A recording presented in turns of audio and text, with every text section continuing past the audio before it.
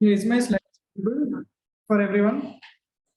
So one thing, I want this to be a very interactive session. Otherwise, it's going to be very boring for you and very boring for me. So, and I can see only 2 people have turned on their videos. I want you all to be on seeing terms and talking terms with me. Yeah, that's much better. Much better. A very good response from. So, right. So I would request, I am able to see each and every one of you on my screen here. I've got a big screen over here. So as long as you guys can come on video, it's fantastic.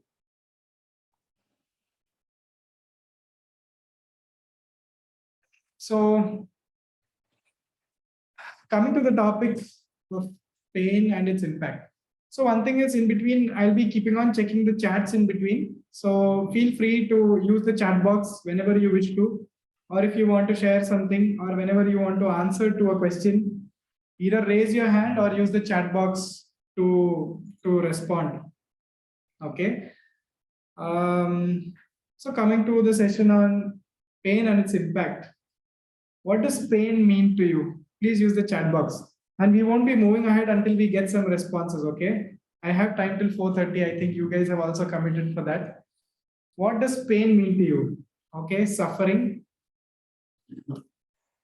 You started getting one response, looking for more. Pain. What does pain mean to you?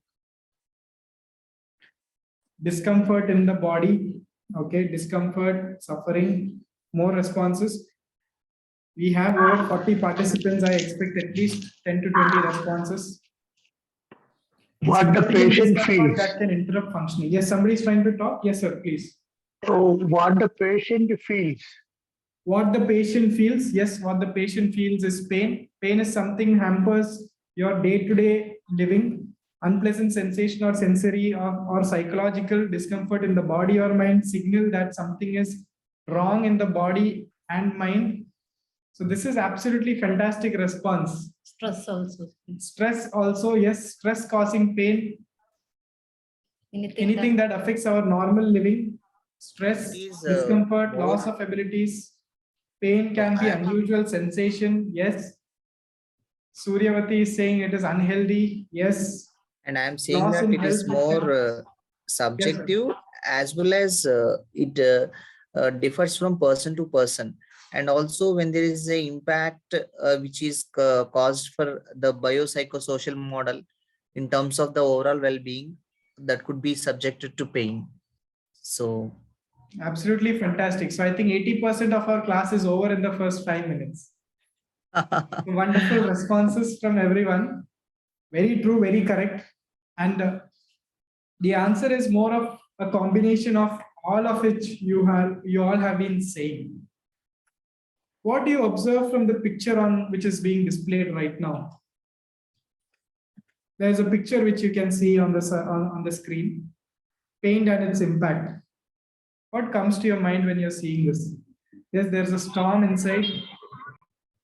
Something is there in our mind. Something is there in our mind, yes.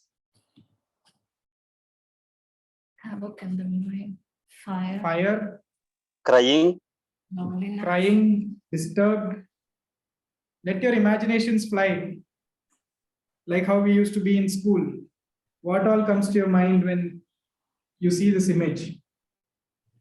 It is raining. It is raining. Yes, raining. More than raining, there is a thunderstorm. Clouds is there. And inside the rain, there is a fire which is going on. Yes. Mentally unwell. You can see there is a teardrop over there. What do you see on the soil? Does the soil look like a healthy soil, or does it look like a dry, like a drought is going on? Dry soil. Yes. So you can see so many elements which is going on within a person, right? And as far as we are talking about palliative care and life-limiting illnesses, all these issues are stemming from a disease. Unfortunate, many of us have seen disease, but what the patient displays is only one aspect of it.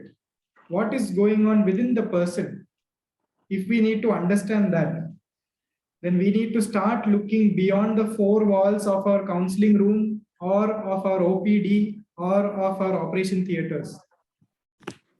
Only when we look beyond those four walls will we start seeing what is going on within this person. And only if you start seeing what is going on within this person, can you truly address that person as a whole. You know, it's become a fad. Everybody knows health means, what does health mean? Like many of you already told. What does health mean? It's not just physical suffering. It's a state of complete social. mental, physical, Yes. not mere absence of disease. Defined decades ago, physical, mental, and social well-being, and not mere absence of disease or infirmity. So everybody knows this. Every doctor knows this. Every healthcare worker knows this. Every person who tries to help somebody who is having disease also knows this. But how often do we actually try addressing these aspects? Is a big question mark. Many practical reasons. We are not trying to find fault with anyone. We are having limited resource. We are having limited time. Many aspects to it. Maybe the person doesn't want to open up to us, etc., etc. So many reasons to it. But today, let's look at some of the ideal things which how it should be addressed. Because it is something which we all can do something about.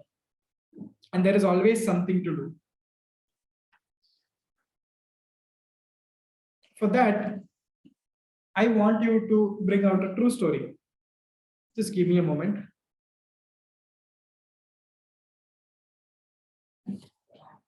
So I just want to bring out a true story. I'm not going to reveal the confidential details of this person. Beautiful picture incidentally taken. You know, it was not planned this way. The person was sitting like this in pain. Somebody clicked the photo in our setting. So without censoring, the person got censored. Let's call him Mr. A. He was diagnosed with cancer and he is on disease modifying treatment from the cancer center. That means there is some active management of cancer which is going on with the anti-cancer drugs. He has a wife and 3 children and his elderly mother who is there at home. This is just to give you a small picture about, there's a person, looks wise, he's looking slightly elderly, maybe on the upper end of middle age, entering towards elderly age group. Wife, 3 children, and elderly mother at home. So when we look at a person, the first thing, due to lack of time, what we, the few things which we assess is, what are the physical issues which the person has, right? That is the most common thing which we ask. Why have you come to me right now? I'm not able to eat well. I'm having pain in my stomach. I'm having severe leg pain. I tend to get seizures always, etc., etc., etc. So many symptoms which a person goes through. Now, our whole focus starts becoming towards physical aspects of what the person is undergoing. But seldom do we ask beyond physical, what is going on? What do what is, now you've got the disease, what are you going through? How are you generally placed in life? If you ask those questions, there may be, like you saw in the first picture, a storm may be the one which is gonna come out. But do you think that if you explore those aspects, it's going to help that person? Yes or no? Chat box or unmuting yourself. Is it going to become a headache for you? That the person, oh, he keeps on talking about his issues. Is it going to become like that? Or are you going to add on to your treatment of the person who's sitting in front of you?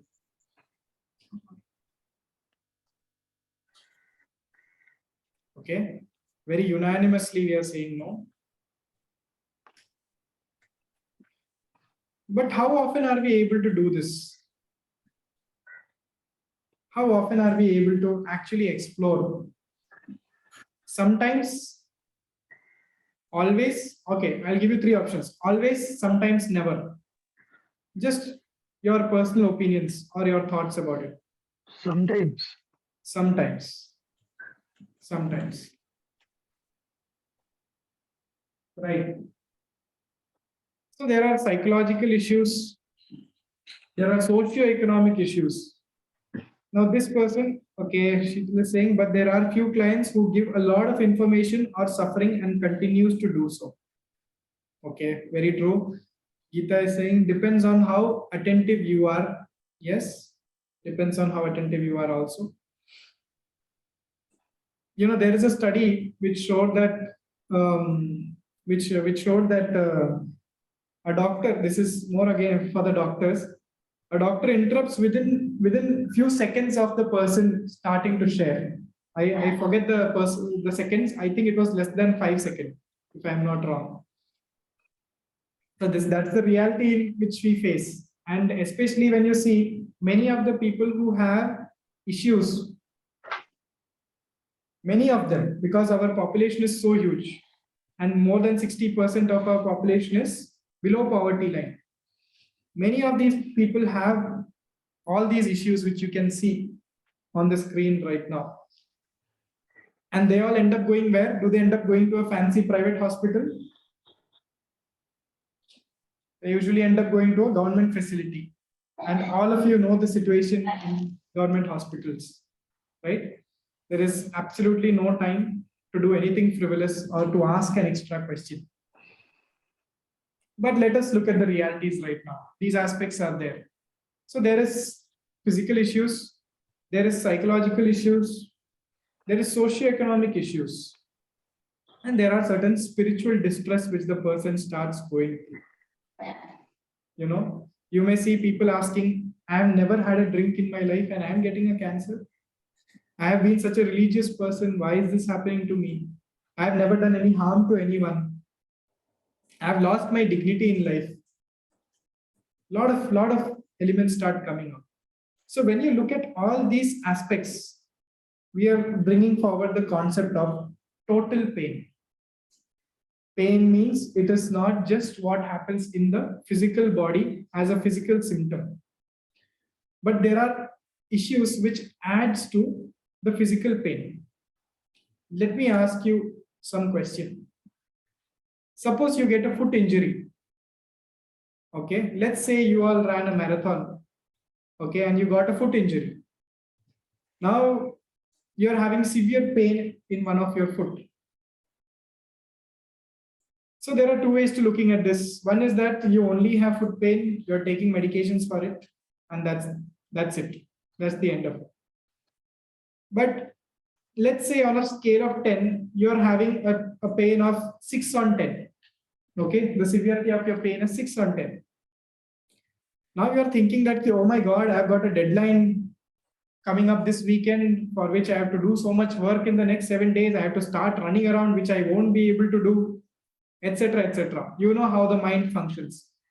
You give it bad food and it will start giving you gas. That's what happens. So when that starts happening, what is your guess? Is this 6/10 pain score going to increase or decrease? Are you going to feel calmer, or are you going to get more agitated? Are you going to feel more at stress? I want more responses. And silently, many people have turned off their videos also.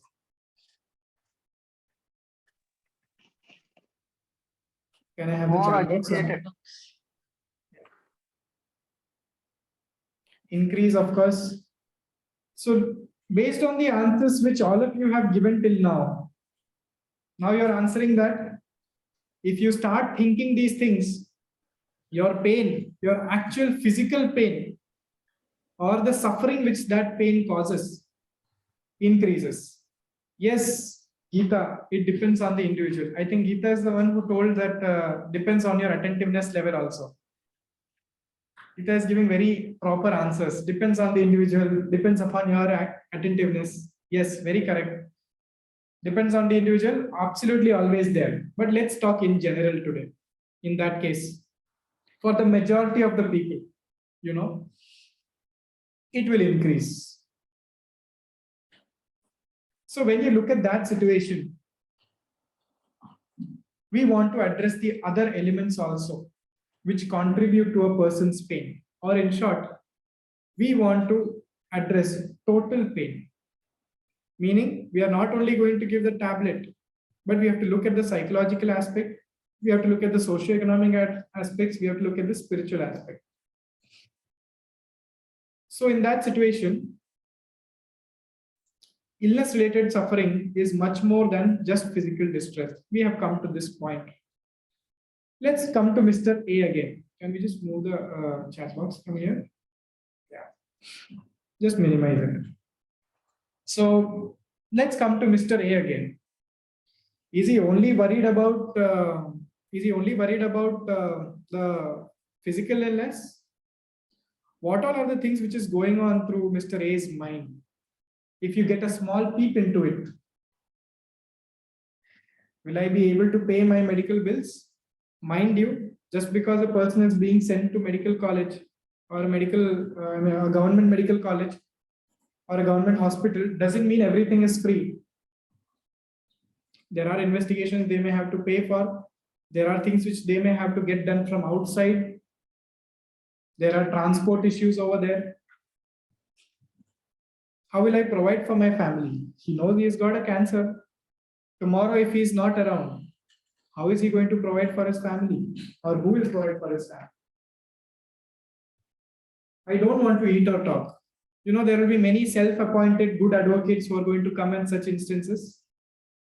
Maybe friends or relatives, albeit out of good intention, they will come and they will ask, or they may start saying things like, don't worry, everything will be all right. Right? This is a very common thing which we see. Don't worry, everything will be fine. Right?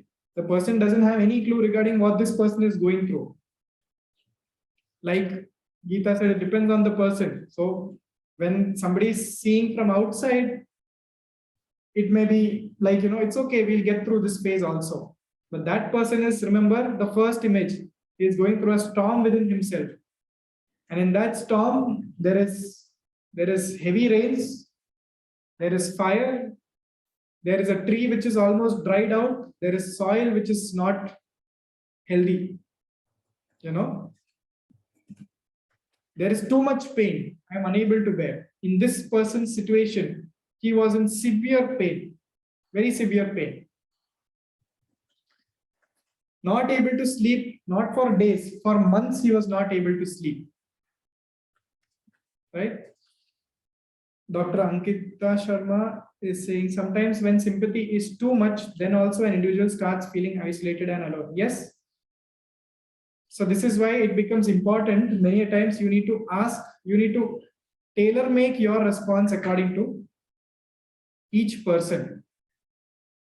So it's not always necessary that you have to give sympathy or empathy. I'm sure you must have seen or heard of situations where people are just tired of getting sympathy and empathy. They want to be treated with respect. They want to be treated with equality. This is a very common thing which we are getting to see in today's world. So it's not always necessary that just because somebody has disease, they want sympathy, or they may enjoy your sympathy. They may as well get irritated by somebody who is trying to do that. So various elements to this. And of course, one big question, am I going to die now or in the near future? Am I going to be around? How much time do I have? Doctors are not able to say anything most of the time. All said and done, doctors are not gods. They may try giving out all the options which they have. But how long do you have, can we say? We can never say. Yes, if the treatment is working with a follow-up, we'll be able to give them an approximate idea. That is always there. But when a person who has got no technical knowledge, I have seen many a times, well-to-do, knowledgeable, patients, well-to-do, knowledgeable patients are so stressed out and concerned because of uncertainty. There is so much uncertainty.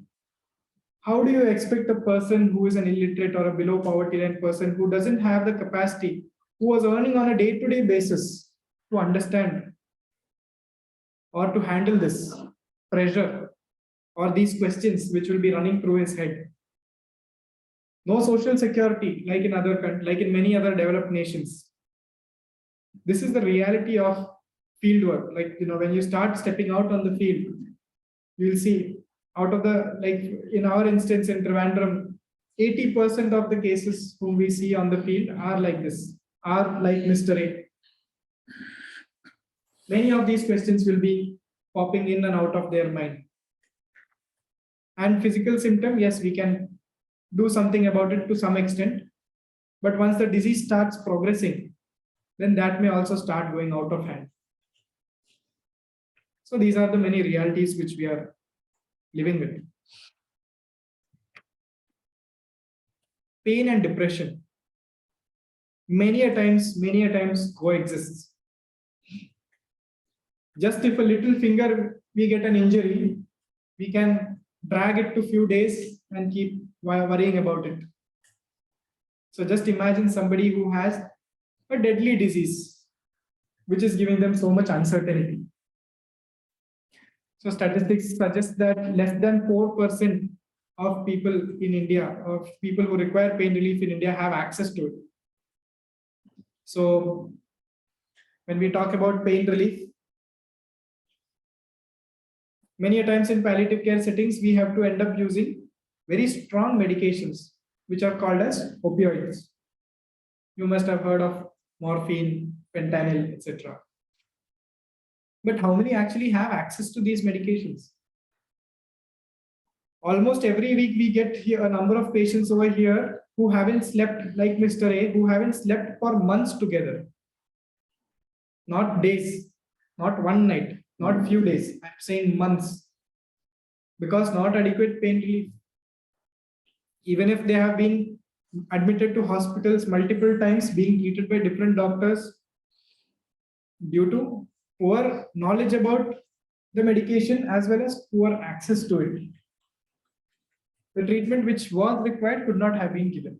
That's all. So there is a statistic which suggests that less than 4% have access to pain relief in our country. But on the other hand, we have had instances where we even started a person on opioids, that is morphine, and kept increasing the dose, and the person kept saying that he's not getting pain relief, So we ended up asking, what is the one thing which is causing maximum suffering to you right now? What is bothering you the most? This is one question which we have started very commonly asking. What is bothering you right now? And this patient said that I am concerned about my child's education. I don't know how he's going to continue his education. That was the concern. So then we put our social team into action, and then they spoke with some volunteers, and the volunteers found out somebody to fund the children's education till college. So once this was finalized and agreement was done, we went back to the person and we told him that, see, there is somebody like this. He has agreed that he is going to take care of your children's education till they pass out of college. Within the next few days, his pain score started coming down. We didn't increase the dose of morphine. In fact, after a few days, after assessing him properly, we started even reducing the dose of morphine. And he didn't have increase in pain after that. He didn't survive for long. He was alive only for a few months after that. But however, those last few months, he was in adequate and satisfactory pain relief. He didn't die in pain. Right now we just had a patient in our IP. He's a young fellow, 30 years old, paraplegic. He had bilateral, very severe lower limb pain. Both his legs were paining severely. So we were giving him pain medications round the clock. Through his veins, we were giving him certain medications which have got certain side effects also. For doctors, it was lignocaine and ketamine, which we tried in different doses at different times. Now this person was not getting any pain relief for many days. So finally exploring, our social team, everybody, the whole team, were exploring how we can help him out, what are the hobbies which he had, etc. And we saw that he was somebody who was interested in painting and drawing. So we started giving him things with which he could do that. And over the next couple of days, we actually stopped all the infusions which we were giving him via venous route. And the pain actually reduced even without giving him any other medication. So this is the magic when you start addressing things which you can address beyond those four walls of an OP or an OT. When you start looking at a person as a whole, when you start looking at four dimensions, when you start looking at total pain.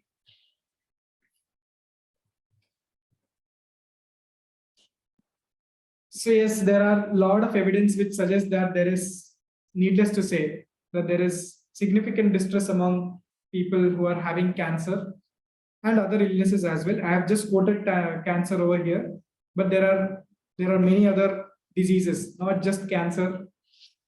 There are neurological illnesses. There are illnesses with which children are born. There are illnesses which develop over a period of time and which worsens over a period of time. Add to this the social stigma which they go through, or they want to live a dignified life which they are unable to. People always trying to give them sympathy of which they get tired of. So many aspects are there which starts coming out within a person.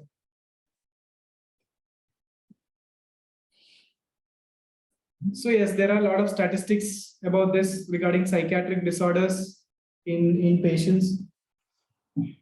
And mind you, many a times these things can be addressed before it reaches to a stage where a person starts needing medication.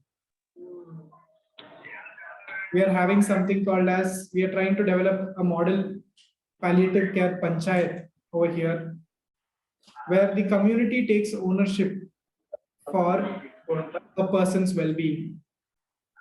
For example, if you have a neighbor who is having some disease, okay, he's feeling lonely. One visit a day, or maybe one call a day, may make him feel good, may brighten his day. Just imagine the number of neighbors a person may have. Even if each neighbor takes turns to make one visit to that person, what a difference it would make for that person. There are so many schools and colleges in any given area. If the schools start taking up some social project with which the children start spending time with an elderly who is alone at home. Have you heard of empty nest syndrome? Empty nest syndrome? For many years, the children have been there with the parents. The parents have strived their whole life for making the children independent and to start flying on their own. And one day the children actually fly away. That's what they were trained to do. So they actually fly away. Once they fly away, suddenly there's an empty nest at home. Just imagine if by means of some social project in a school or in a college, or once a week, there are some young children or adults, young adults, adolescents, pay a visit to such a person at home. Just have a chat about life, about what's going on, about how he's able to spend time. Maybe this elderly person likes to read. You can connect him to a local library and get him a book. Maybe the person likes to watch movies. You give him a Netflix subscription for a year. You sponsor a Netflix subscription for a year. We don't know. I'm just giving you ideas. I'm just telling it can be as simple things as that. But do we actually look at that neighbor? Is a big question mark. Until and unless it affects us, only that's when we start thinking certain things in life.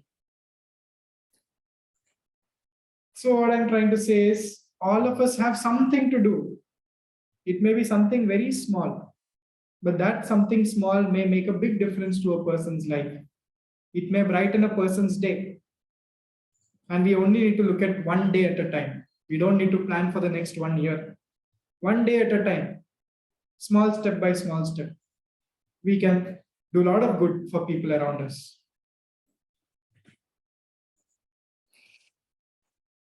So in Mr. A's case also, it caused a high financial burden for him.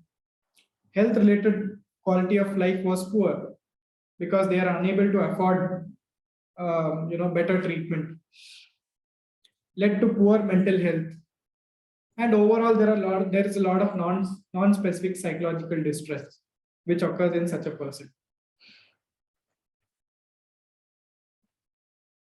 Talking about death, there's a saying, it is not death or pain that is to be feared, but the fear of pain or death. So this is something which you can handhold a person to. It's not necessary that like in the picture you are seeing, the person doesn't have to enter the darkness alone. Up to a huge extent, you can walk with them. You can handhold them. And you can make sure that the person is not in suffering. Not just physical, but also in the other dimensions. That the person is not in suffering when the person has to enter that space. Suicides, yes, many people choose to die by suicide because bearing this and bearing with the uncertainty, better than that seems to be ending a person's own life. It's a very common phenomena which is seen where a person chooses to end his life.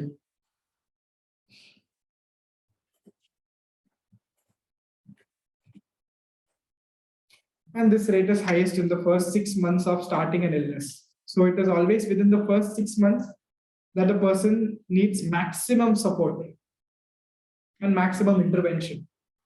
Not just at the hospital level, but more importantly, once they are back from the hospital, what happens in and around their community at home. Oops. Got skipped again. Yeah. What about the caregivers? How do you think this affects the caregiver? Always we end up focusing only on the patient. What do you think the caregiver must be going through? Come on the chat box or unmute yourself and share.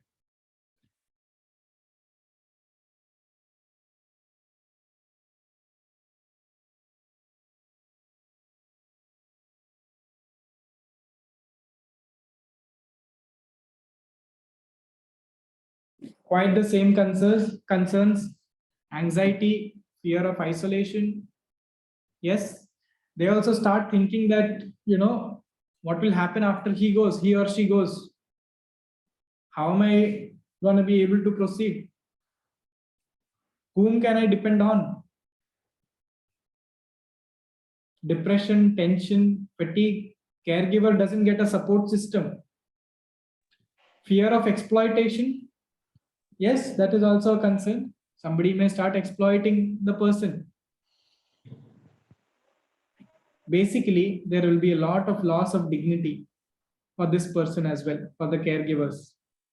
Because till now, somebody whom they thought they could depend on for the rest of their life is not going to be around or has become incapable to provide that support due to the illness. Now, what do we do? Is the question. So yes, Mr. A's wife also went into depression. Statistics show that up to 40% of caregivers show clinical depression. And of course, this will lead to a premature, more early morbidity and mortality also.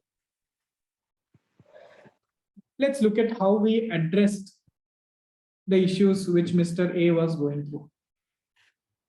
So I'm not sure, I think that you guys are already aware by now that over here we have a multidisciplinary team. There is a doctor, there is a nurse, there is a social officer, and there are volunteers also. All of them play their own parts, and most of the time we have to work in unison, in tandem with each other to design a care plan for the person. So how did we convert Mr. A's total pain into total care? So for his physical pain, which he was going through, because of which he was not able to sleep for a few months before that, we did something called as an opioid trial. This is for the doctors and nurses. Something called as an opioid trial, where small doses of morphine in its liquid form is given through his veins or subcutaneously beneath the skin was given. And once he'll start getting immediate pain relief. Within a few minutes, he'll start getting pain relief. Once we reach that dose, the appropriate dose, then we regularize the dose. So we were able to give him absolute pain relief. You will not believe there are situations where after giving an opioid trial, the person actually, there was a person who actually tried touching our feet because he never imagined it was possible at all. He has gone to n number of doctors, taken multiple pain medications, no relief. In absolute despair and distress, he came to us. It was a usual procedure for us, somebody who has tried multiple medications, things are not working, we give a morphine trial and regularize the dose. So something which was so simple, when we are seeing we are doing it day in and day out, and when we come to know that a person has been without this for months, how bad it is, or what situation, what kind of healthcare is being provided. This is one thing which bothers me personally a lot. So for this person, an opioid trial was given. Within a few minutes, the pain settled. We regularized the dose, giving absolute pain relief for this person. He was able to sleep after many months. That night, he was able to sleep properly. For his wife, a psychiatric consultation was facilitated and counseling sessions were done. I don't remember if medications were given for her or not, but we had connected her to a psychiatrist who helps us out whenever such situations, whenever such cases are there. We take support from a friend psychiatrist. Socioeconomic situation. Always the question is about future. What to do next? How will I manage? So we do some sort of a rehabilitation for such people through the volunteers. So this is where the role of volunteers comes in. That is, they are not within the hospital, but they are around your house. So they may be able to help you in many ways a healthcare provider may not be able to help you. So there was a volunteer-led sponsoring of education of the children, and a poultry business was started for the wife so that the wife can start earning a small amount through that and maybe develop it later on. And as far as the spiritual distress of this person was concerned, of this family rather was concerned, they felt dignified that now they will be able to earn their own living. And remember one thing, many a times distress is also caused due to they are not able to give back to society. Some service you provide, at the end, whatever you are doing, whatever work we are doing, though we are also beneficiaries in it, the person who is doing it, it is also about giving back to society, right? Take a case of anything which anybody is doing in this world. There is always an element of giving back to society in it.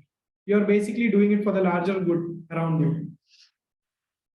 So this family started feeling dignified again, and that distress was taken care of.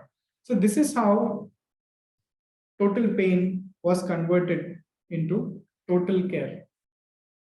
And that is what all of us need to strive towards. We may not be able to do everything possible, but is there something which you can do? Is there some small step which we can take? At least you can go and sit somewhere for some time with somebody who is in need. 5 minutes, 10 minutes, say a few words. Okay, don't say a few words if you don't know to say those words. Can you connect them to somebody who knows to say those few words? You don't have money in your pocket. Can you connect them to somebody who has money in their pocket? So many things which a person can do. Either use your expertise directly or indirectly. Use your contacts directly or indirectly. And many a times I have started seeing there are people who in their own life are in search of meaning, who in their own life get meaning when they start doing things for others. When this starts happening, if you think you are such a person, yes, you can directly also do a lot of things. We can make mechanisms for that as well. Coming to conclusions, yes, there is a high prevalence of mental issues, not just in cancer patients, but any patient having life-limiting illnesses. Many a times, or most of the time, a multidisciplinary approach is needed. One person may not be able to do everything. We need different kind of expertise. We need different inputs. We need different resources. We need money to make things happen. So always a multidisciplinary approach, which includes people who are outside the healthcare sphere. And many a times, the people outside the healthcare sphere have much more a bigger role to play. Always have the approach of total care. Even if we don't have time to ask the whole details of it, at least if you ask who is there at home, how are they doing? Well, I'm sure they must be distressed with this, right? Just acknowledging those things may help you in ensuring that you don't have to give a higher dose of some pain medication. That's all it takes. And always volunteer involvement, because care has to go beyond the healthcare system. It has to be in the community. And when it happens in the community, we are talking about volunteers. Not just volunteers, there are self-help groups, right? There are philanthropists, there are good-willing individuals, there are schools and colleges who are looking for social projects. So many things are there. We just need to connect the dots. There are many dots lying everywhere. We need to connect those dots. Sometimes one individual starts it, it becomes a group of individuals. Sometimes an organization or an association is born out of it, etc. So this is an image where you can see our nurse. There is a volunteer walking on the right side. Excuse me, one question, sir. What Yes, about spiritual pain? We'll come to What it, sir. about Just we can just hold on for just one more slide and we'll go into it. Okay. So here you can see there is a volunteer who is leading the path. The small man in the center in the black pants is our founder Rajagopal sir. In front of him is our nurse, and we have few more volunteers behind. So whenever we go to a person's home, many a times these people are not able to reach the healthcare system.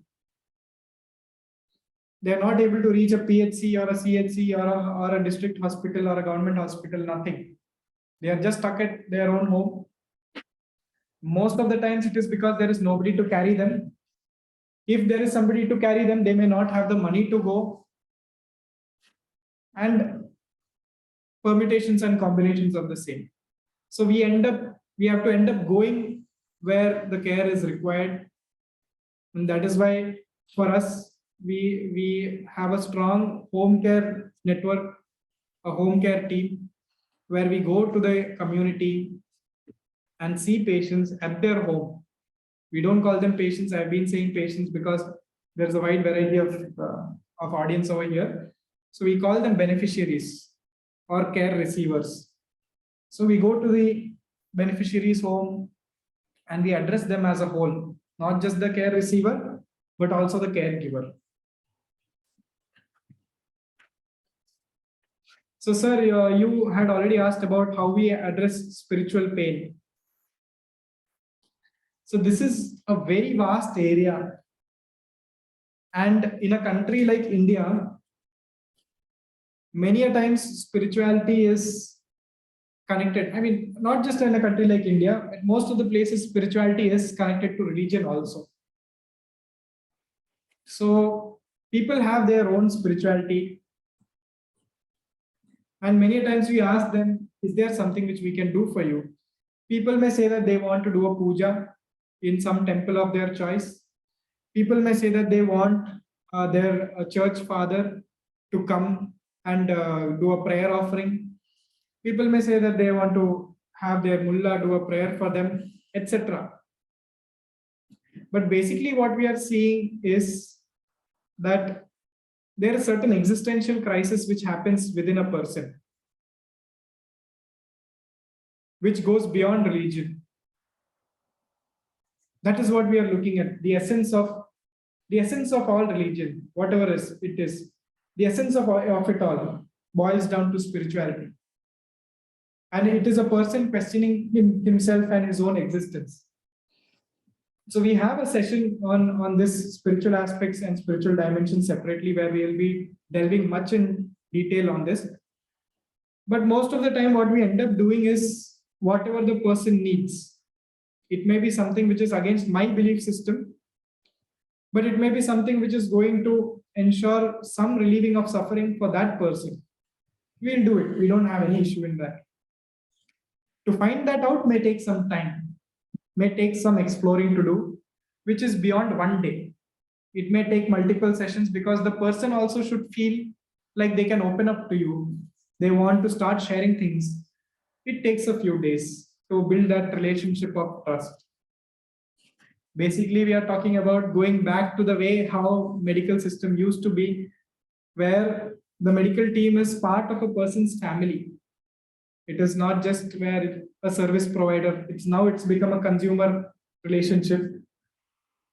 But with assurance, I can tell you, once we start stepping out of the hospitals, or once we start seeing the kind of people we see over here in their homes, on the field, many things are still the same. They do see us like that. Just we need some more time to do those things.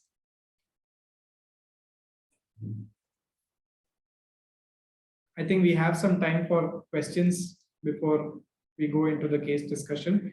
Feel free to unmute yourself. Yes, sir. Sir, how Hello, can sir. sorry, continue, please.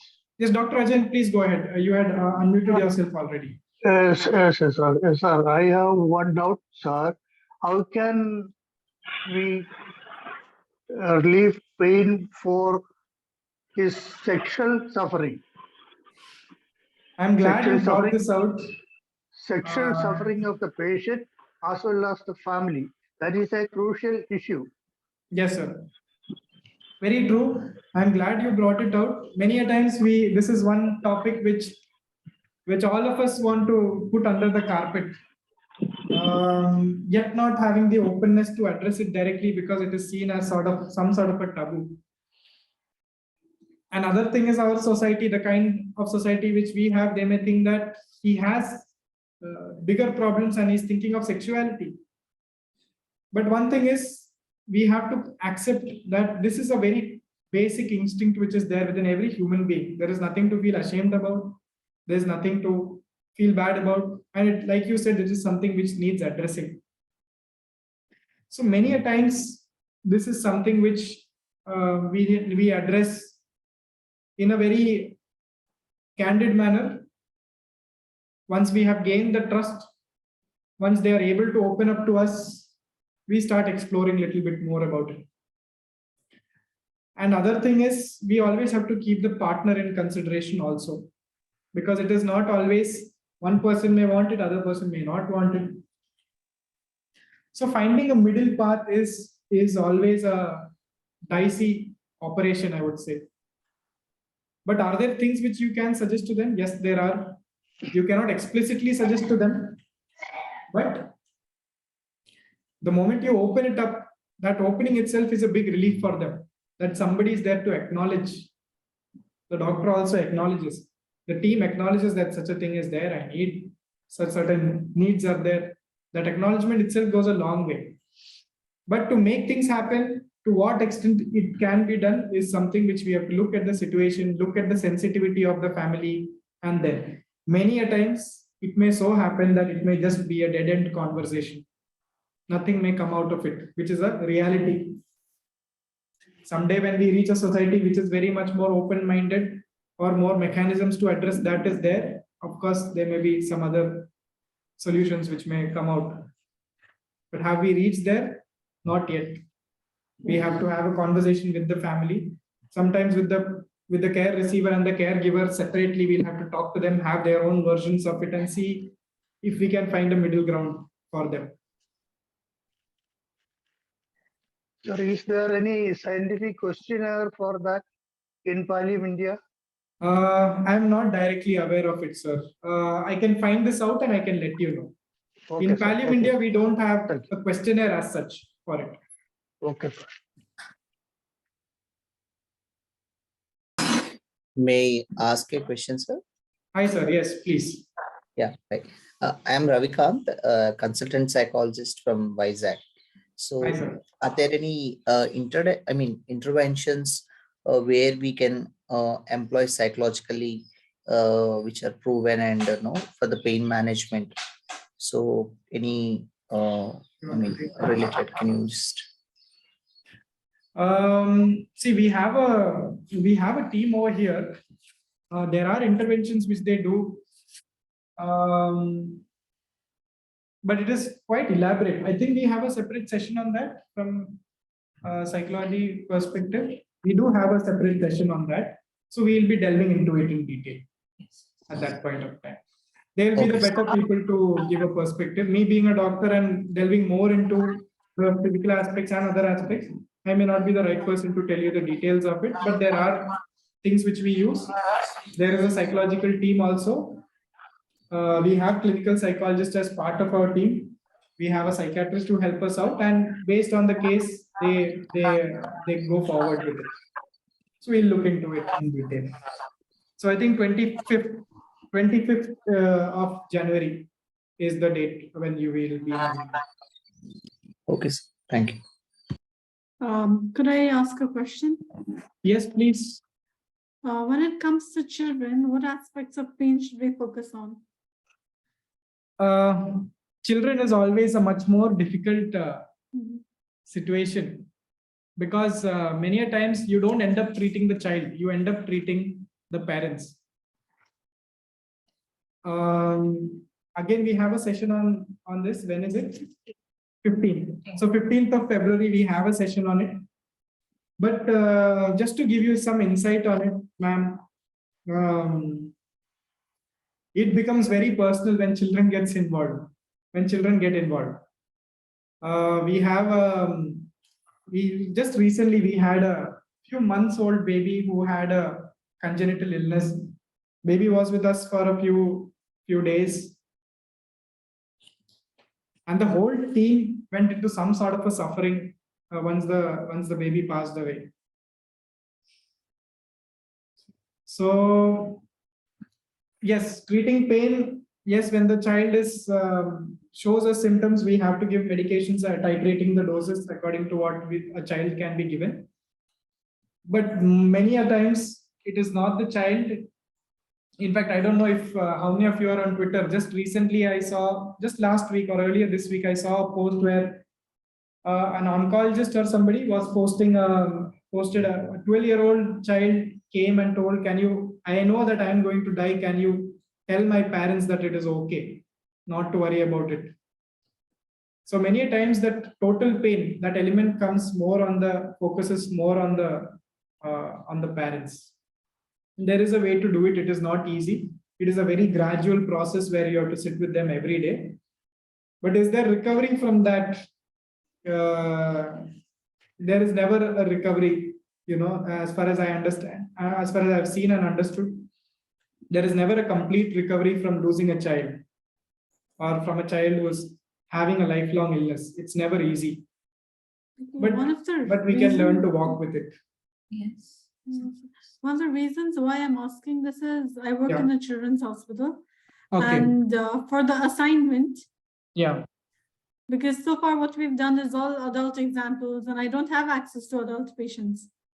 Okay. And nobody I know personally would require palliative care. So when it came to spirituality, there was nothing I could get out of. And the patient currently is feeling well. She's a cancer patient who's doing well. So I have got a lot of information from the mother, which was difficult, and psychosocial aspects. From the child, it was very, very limited. Yeah. Mm. No, so I from the had children's point of view, it is more of their perspective of life and about living, whatever it is. It may be very simplistic. And maybe many a times it is only that much you need to address, and the child is fine. At times you can ask about their leisure time activities. Their Sorry? leisure time, I mean, like, recreation Leisure time. is they pursue, like their hobbies or their interest. These all things comes under spirituality actually. How do they engage themselves when they are free from something, or they wanted to relieve from an anxiety or relieve from a hectic schedule? What are all the activities they are engaged with? So that could be drawing, swimming, gardening, or visiting a temple. That could be anything. These kind of leisure time activities or refreshing activities could also can be connected to spirituality. That makes a person, doctor. Yeah. So this is one of the situations where there is a diversion from a diversion in focus from something which is going on physically to them, and then something which they are interested in, towards which they can get a little distracted or diverted towards. Ma'am, just out of curiosity, where do you work? What setting? Or what do you? I work in Nepal in Kanti Children's Hospital. This is the only government hospital for children. Okay. And for leisure activities, like we did speak about that from a psychological point of view. And she said she wants to read, and because she wasn't going to school, her only interest at that moment was reading. So I arranged a book for her from her. She was in class 3, so around that age. So we did that. But because this so far this training is so adult centric, maybe it will change. It's just the third or fourth session. Maybe it'll change. I had a difficult time making a case. Yeah, ma'am. We'll be so 15th of February is the day when we'll be having on it, and we'll be having a session on spirituality as well. I also want to respond to Ravikant ji. He was asking, what do you do for pain psychologically? You do use a lot of mindfulness techniques. If your mind is somewhere else, then it's easier. So distraction techniques of your choice is very, very important. Because if it's something you enjoy, you're able to concentrate. And your pain or physical, emotional pain, you get distracted and then you start enjoying the activity you're doing. I think a lot of mindfulness, relaxation techniques and all will be discussed in the future in this palliative care itself. Dr. Isha, so is it something which I can discuss with you in person? I mean, yeah. Okay. Thank you. Why don't we wait for the session? Once the session is over, I can tell you what we sure, do definitely. here. Thank you. So that there are no repetitions. Yeah. Sure, you can exchange your numbers on a direct message, okay? And maybe get in touch. Dr. Kalpana, you have raised your hand. Would you like to share something? Yes, sir. I want to ask about what to represent a case representation. Please clarify about this. Ma'am, Everybody has to. I didn't get you. Can you just come again? Everybody has to represent a case before 16. It is written in the WhatsApp group. Okay, so what you're is saying that? Everyone has to present a case. That's what you're saying. Yes. Okay, so whatever setting you are in right now, whatever kind of people you deal with, or kind of patients you cater to, you have to present it as a case like you used to do in college. That's all. So there will be a format which will be circulated to you. It need not purely be palliative care. It can be any case, and we will look at what are the elements of palliative care which can be addressed in this person. Because I always say that unfortunate that it's very unfortunate that we had to have a specialty called palliative care. This is something which any MBBS doctor should have taken up or should have been able to practice. This is all there in curriculum, except a few things. But unfortunate that doctors, I mean, healthcare system has become so consumer bound that we are having to have a specialty itself in which we are talking about compassion and creating compassionate communities. So yes, whatever be the case, I'm sure there will be elements of or the dimensions of that person which can be addressed through the principles of palliative care. So that is on you. And once you send us the case, we will of course have a look at it before we give you a chance to present, just to make sure that it's as per the format and the content needed is there. And basically, I work in a setting where there is no palliative care as such, but it is completely counseling and assessments and the psychiatric field. I mean, right now we don't have any cases of even geriatric to some extent. So like even mostly I'm dealing with adolescents and adults. So how can I present? So We can either train you or you can invite us to your place. We'll come there and have a session for all of you, or all of your colleagues over there. And of course, you can become a champion of the cause. But before that, you should be convinced that this is something worthwhile. So maybe we can have extra sessions on how to deal with children and adolescents. yes, we will be having an extra session. Yes. We do have Like We do one have- session out of so many may not be enough, is what I'm trying to say. Yeah, ma'am, we can have, there are separate, like, completely separate things for children that we'll look into it. We can explore into it later on. Yes, sir. I'm looking for more questions.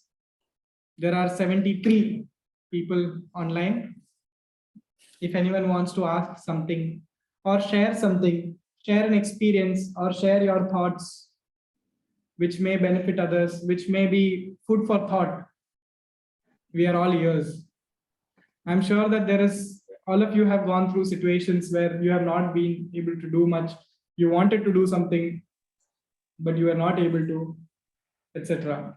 So if somebody wants to share some situations like that, I'll be very happy to hear.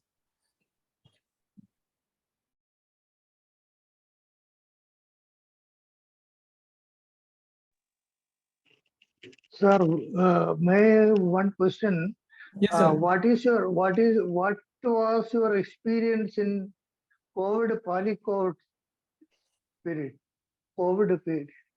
So Is there any kind of pain? Of course, there must be pain, etc., there in COVID system also. How can you manage that polycode system in Pali India? yeah. So palliative, okay, so I think in the introduction they had shared. So I think in this thing we had shared that Deepa shared that my background is community medicine. Community medicine is in a way public health, and when this COVID situation started happening, I was in Karnataka, Udupi district, in Manipal Hospital, Kasturba Medical College. It's a 2,000 bedded hospital over there. And we had a sister institute over there. That sister institute was completely converted into a COVID hospital. And under community medicine, we had a separate, there was a boys hostel, engineering hostel, 600 rooms. The whole 600 rooms were converted into a COVID care center. Now, we used to go for duties in this COVID hospital. So the first floor is ICU, first floor is ward, second floor ICU, third floor ward, and fourth floor again another ICU. That's how it was. So once we put the PPE kit, this was the first wave. The first wave, we have no clue how the disease is going to act out. Only thing we know is that it can be lethal. So we'll be having PPE kits and the mask around us, and there is a hoodie. It was not just a mask. We wear a mask inside, and over the mask we have a hoodie like the astronauts wear, those kind of things.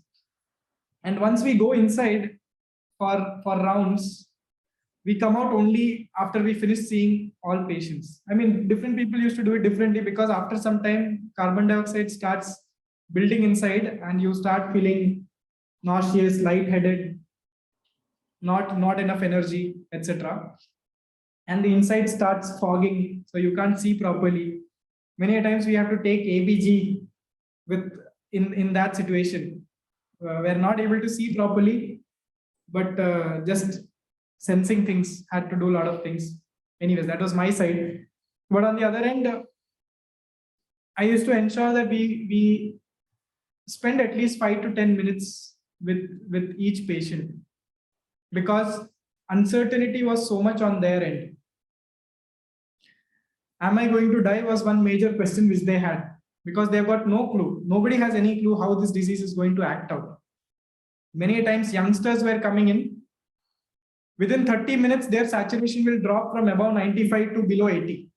Within 30 minutes. That means while admission, he's fine. And I said that don't worry, you'll be fine. Just start taking the usual medications. And by the time I'm about to finish the rounds or another 10 patients in that area, he's gone in for breathlessness. Look at the saturation again, below 80. So there are people who are seeing this.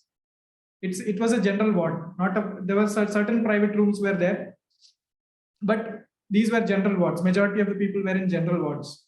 So a lot of uncertainty. And on top of that, there were people who were not able to connect with the doctor or the care team which is coming in. Many times the care team also were very scared. What if there is a leakage somewhere else? You know, through the hoodie or through the foot, the thing which we put in our foot, all those things. So a lot of concerns which this didn't lead to an ideal healthcare or provision of care. But I had finished my palliative posting by then. After that only COVID things started happening. So I always used to make sure to sit and ask what's going on in your home. So they like to talk about, patient likes to talk about it. And I still remember that on the last day, I mean, that time we used to mandatorily admit them for, I think, 10 days to 14 days. Only then they will be released. Then there were certain rules which came that they had to be tested. If they test negative, only then they will be released. If they're tested positive, again, they have to stay back. So a lot of ups and downs, fights which happen inside the ward, so many things, so many situations. I'll need a separate session for it because you asked my experience. But were we able to provide, or were people able to provide through Pali-COVID? So I think, sir, you are asking this specifically because you attended the Pali-COVID sessions. Is that so? No. Okay. No, so sir. there was. No, sir. So there was I only something heard called about as- it. Yeah. So Only there was heard about something called as palliative care during COVID, where morphine was used for breathlessness.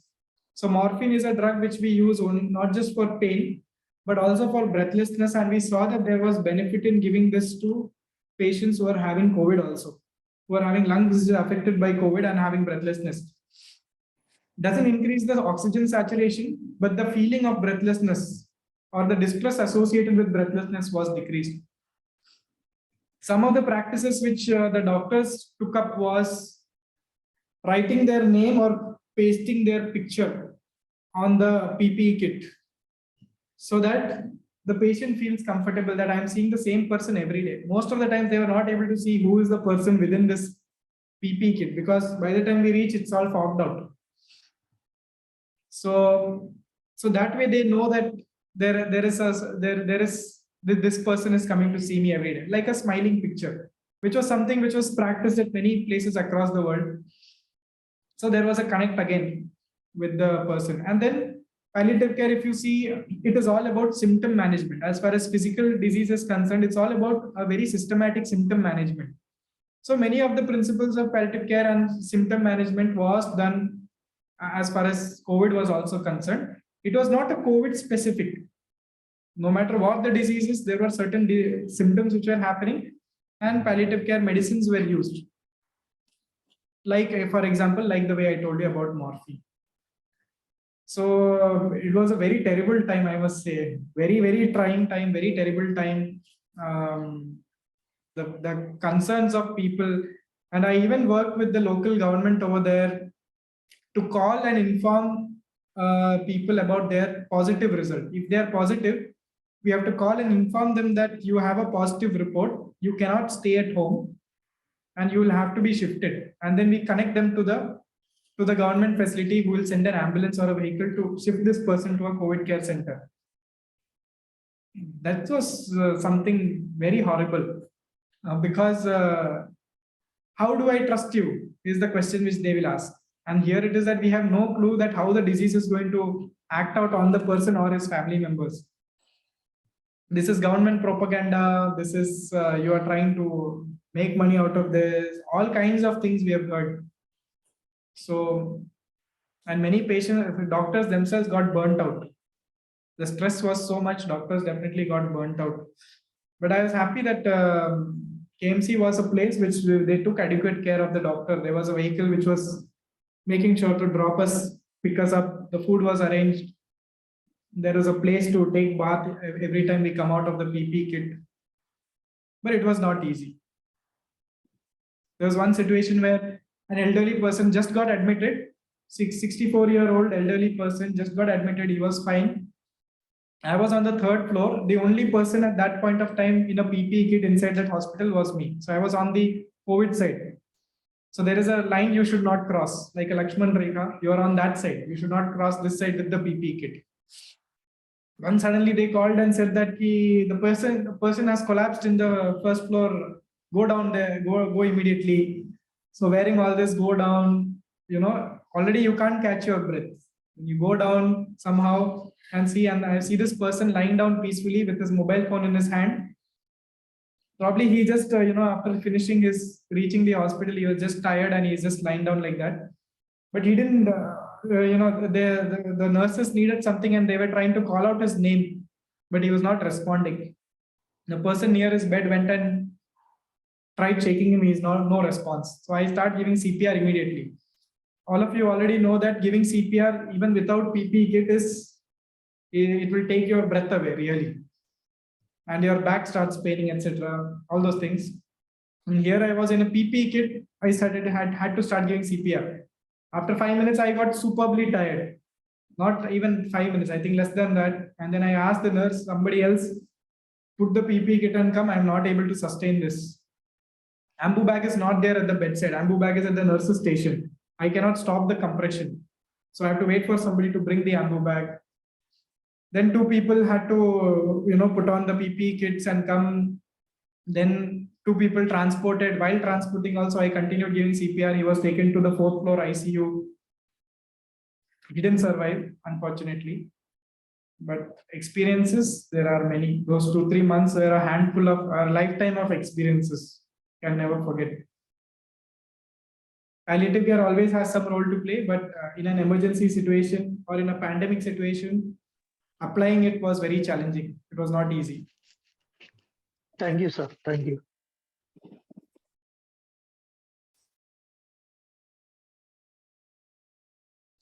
So are there more questions?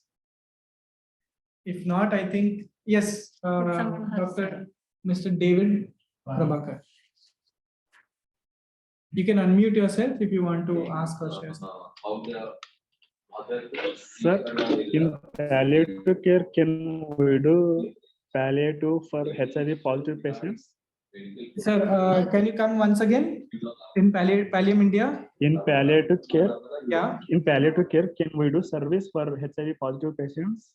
Yes, absolutely yes. So in HIV patients, so I think I'm sorry if many of my slides there was only cancer written. That is because I had prepared this slide for a oncology related stuff. But I want you to know that majority of the patients whom we serve over here, they are non-cancer illnesses. We had done a study in Udupi in 2019 to 20, where amongst 2041 people, we had studied it amongst 2041 people, 88 people qualified to receive palliative care. And in those 88 people, only 2 had cancer. Remaining 86 were non-cancer illnesses. So let me reiterate this, that palliative care doesn't always mean end of life care. End of life care is a part of palliative care, is probably a small part of palliative care. And it is not only for oncology or cancer patients. Two big infectious diseases which has a lot of stigma and has a lot of other issues, lot of symptomatology to be dealt with. One is HIV, second is tuberculosis. These are two infective diseases for which palliative care is very actively done. So right now we are in talks with certain organizations and NGOs where we can develop a module for HIV positive people living with HIV and for people with tuberculosis. It is in the talks, but do we have such patients? Yes, we do have.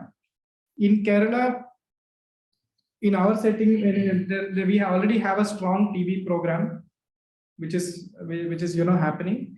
But when I was in Karnataka, there were a lot of HIV cases specifically which we used to address. But many a times it used to be beyond, more than the physical aspects. It used to be psychosocial or socioeconomic or spiritual aspects which used to come into the play. Okay, sir, can you brief what kind of service you can do the HIV positive cases in your Pallium India? So in Pallium also, like I'm saying that, so in Kerala, sir, where are you from?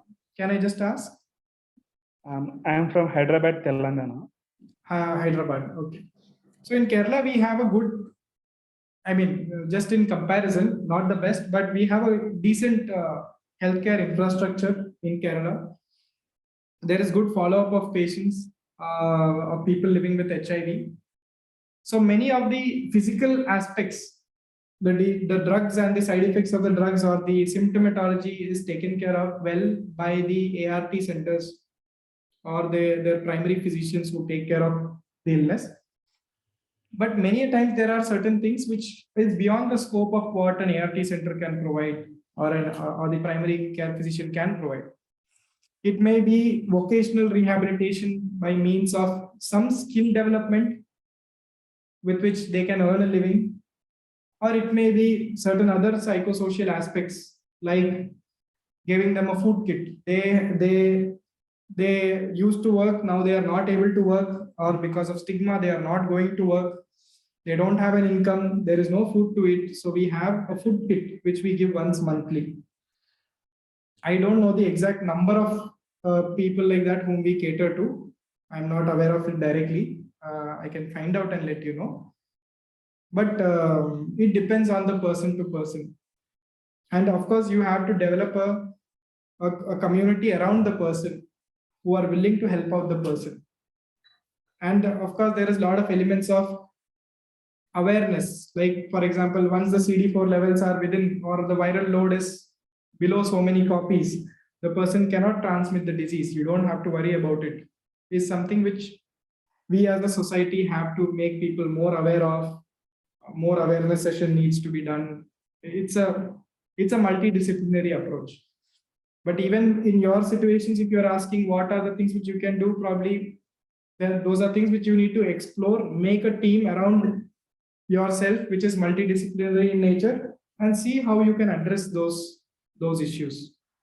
Like I said, volunteer network is something which is extremely important when it comes to addressing suffering of a person, because many things are beyond the purview of purely the healthcare system. So a lot of things which needs to be addressed, like Dr. Isha was saying, that the child needed a book. That was the child's diversion. Just like that, we need to explore what this person's diversion or distraction is and supplement that for them. Okay, sir. For HIV patients, you suggest admission to hospice? I'm not sure of that. But we don't have any restriction to admission as such. See, the admission criteria is basically for symptom management.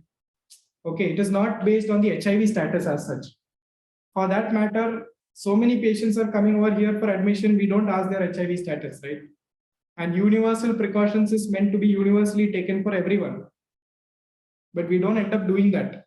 Only if a person who has the courtesy to tell us that they are having such an illness and they are HIV positive, then we may want to suddenly act more, more careful, which is very wrong on our part also.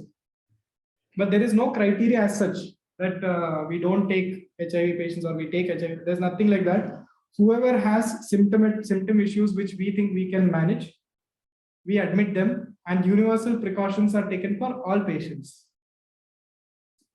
Okay, sir. Thank you. Yes. So this is one point which you brought out last week. Last week we were writing an article about for HIV, the people living with HIV, and one of the points which came out was this, that universal precautions are meant to be for everyone. But suddenly the discrimination which comes when a person who is HIV positive comes, the doctors or the nurses wear 2 gloves. Suddenly a lot of sit away, we'll sit here, not willing to ask questions and things like that. I mean, we need to understand that universal means you're assuming that every person has HIV. That is what universal means. And that sort of a discrimination is something which should not happen. We should be aware of it, and that's a separate, things which we need to address. Out of one of the many things which we need to address, this is completely separate tangent which needs to come out in a big way. Sir, I have a number of patients and vocational rehabilitation as well, and for education support also we have some from the children. So we are supporting them in a good way with all the supports that we can provide in a palliative care. We are providing it. Yes, David, you were asking something or you were saying something? you can post that article in our group. Sorry, your voice was cracking. Yeah. Can you post that article in our group related to HIV? Sir, your voice is not You clear. said- If you could just use the chat box to put the thing, it will be better, because your voice is really cracking. We are not able to make out.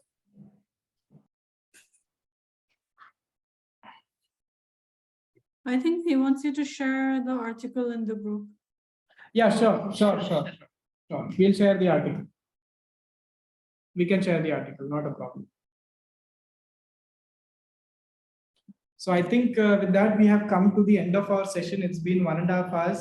I'm so glad that many of you interacted. Some of you had your video on all the time. I'm so happy, because for me, if I don't see the face, words don't come to my mouth.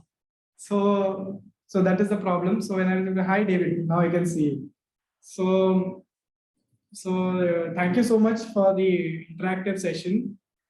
Continue this learning. I'm sure that there is so much which we can do for the people around us. And even though right now there may not be a support system around you, we can always create it. We means not we together can think of ways to make it happen. So keep exploring, keep learning, and feel free to reach out to us regarding anything and everything which may help you in doing your work better. With that, over to you, Deepak. Yeah. So someone asked that do sheltered workshop is also useful. Dr. Ankita, sheltered workshop means? In the sense, You mean a residential workshop? or is it a training program that we can be? For vocational rehabilitation. Oh, Yes. So for vocational rehabilitation, we do have.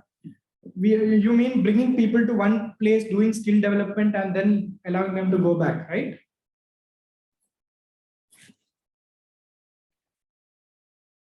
So I think that's what Dr. Ankita meant. So we do have training, like skill building training sessions, like, making of umbrellas, making of jewelry, making of craft, making of soap. These kind of things are there, which we bring them to under one roof, train them, or have periodic trainings, allow them to go back to their home, and they can make these things from their own home.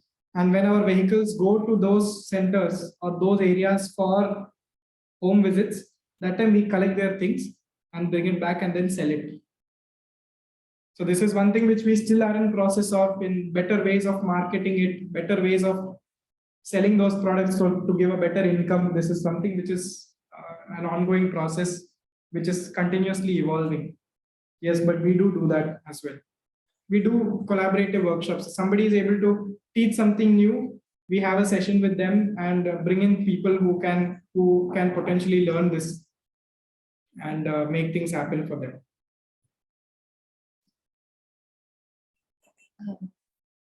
I think we have covered all the discussion parts, and no more doubts to be cleared now, I think. And this session on pain and its impact is one of the most salient features in FCPC. And thank you, Dr. Deepak, for your informative session and your experience sharing in the KMC during the COVID period. Thank you. And